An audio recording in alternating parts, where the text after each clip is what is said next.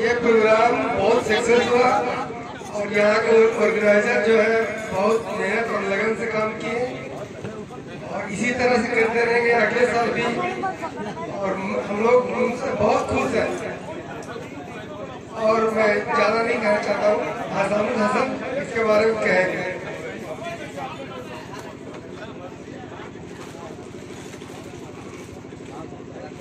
अस्सलाम वालेकुम। रात काफी हो चुकी है और इतनी रात में भी आप जिस तरह दिलचस्पी और दिलजमी के साथ कमेटी के मेंबरान और तमाम लोगों ने यहाँ शिरकत की है, उसका हम अपनी कमेटी की जानिब से दिल से शुक्रिया अदा करते हैं।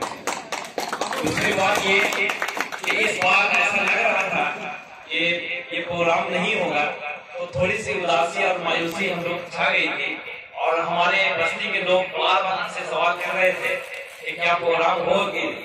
बहरहाल मुनाजिर भाई और कमेटी की टीम मुबारकबाद के मुस्तहिक हैं कि उन्होंने बहुत ही मेहनत मुशक्कत के बाद हमारी आवाज को उन्होंने लबैक कहा और हमें दावत दी और यहाँ आने का मौका मिला।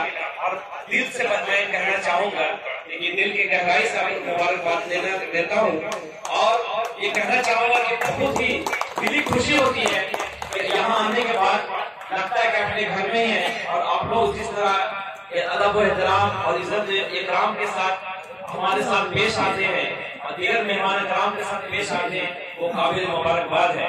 इसलिए मैं आप तमाम लोगों का मैं शुक्रिया अदा करता हूँ।